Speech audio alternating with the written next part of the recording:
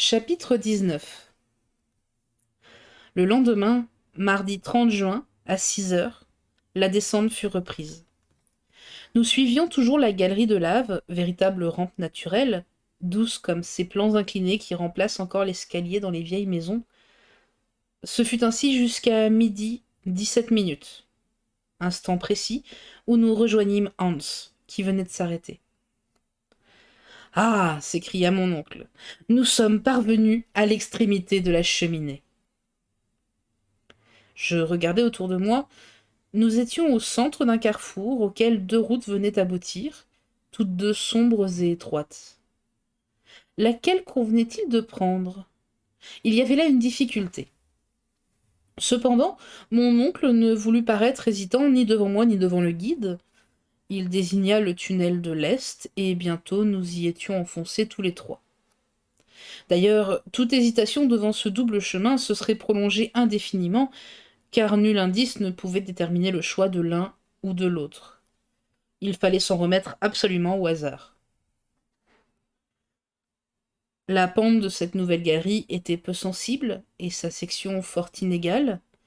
Parfois une succession d'arceaux se déroulait devant nos pas, comme les contre-nefs d'une cathédrale gothique. Les artisans du Moyen-Âge auraient pu étudier là toutes les formes de cette architecture religieuse qui a l'ogive pour générateur. 1 mille plus loin, notre tête se courbait sous les cintres surbaissés du style roman et de gros piliers engagés dans le massif plié sous la retombée des voûtes. À de certains endroits, cette disposition faisait place à de basses substructions qui ressemblaient aux ouvrages des castors, et nous glissions, en rampant, à travers d'étroits boyaux. La chaleur se maintenait à un degré supportable, et involontairement, je songeais à son intensité quand les laves vomies par le Sneffels se précipitaient par cette route si tranquille aujourd'hui. Je m'imaginais les torrents de feu brisés aux angles de la galerie et l'accumulation des vapeurs surchauffées dans cet étroit milieu. Pourvu, pensais-je, que le vieux volcan ne vienne pas à se reprendre d'une fantaisie tardive. Ces réflexions, je ne les communiquai point à l'oncle Lidenbrock. Il ne les eût pas comprises. Son unique pensée était d'aller en avant. Il marchait, il glissait, il dégringolait même, avec une conviction qu'après tout, il valait mieux admirer. À 6 heures du soir, après une promenade peu fatigante, nous avions gagné 2 lieues dans le sud, mais à peine un quart de mille en profondeur. Mon oncle donna le signal du repos. On mangea sans trop causer, et l'on s'endormit sans trop réfléchir. Nos dispositions pour la nuit étaient fort simples.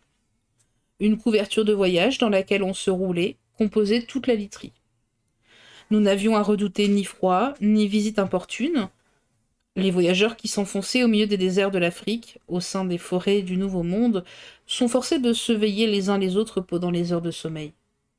Mais ici, solitude absolue et sécurité complète. Sauvages ou bêtes féroces, aucune de ces races malfaisantes n'était à craindre. On se réveilla le lendemain frais et dispos, la route fut reprise. Nous suivions un chemin de lave comme la veille, impossible de reconnaître la nature des terrains qu'il traversait. Le tunnel, au lieu de s'enfoncer dans les entrailles du globe, tendait à devenir absolument horizontal. Je crus remarquer même qu'il remontait vers la surface de la Terre. Cette disposition devint si manifeste vers 10 heures du matin, et par suite si fatigante, que je fus forcé de modérer notre marche. « Eh bien, Axel, dit impatiemment le professeur. Eh bien, je n'en peux plus, répondis-je. Quoi? Après 3 heures de promenade sur une route si facile? Facile, je ne dis pas, non, mais fatigante à coup sûr. Comment? Quand nous n'avons qu'à descendre. À monter, ne vous en déplaise. À monter? Fit mon oncle en haussant les épaules. Sans doute, depuis une demi-heure, les pentes se sont modifiées, et à les suivre ainsi, nous reviendrons certainement à la terre d'Islande. Le professeur remua la tête, en homme qui ne veut pas être convaincu. J'essayai de reprendre la conversation. Il ne me répondit pas et donna le signal du départ. Je vis bien que son silence n'était que de la mauvaise humeur concentrée. Cependant, j'avais repris mon fardeau avec courage, et je suivais rapidement Hans, qui précédait mon oncle. Je tenais à ne pas être distancé. Ma grande préoccupation était de ne point perdre mes compagnons de vue. Je frémissais à la pensée de m'égarer dans les profondeurs de ce labyrinthe. D'ailleurs, la route ascendante devenait plus pénible, et je m'en consolais en songeant qu'elle me rapprochait de la surface de la terre. C'était un espoir. Chaque pas le confirmait, et je me réjouissais à cette idée de revoir ma petite Grauben.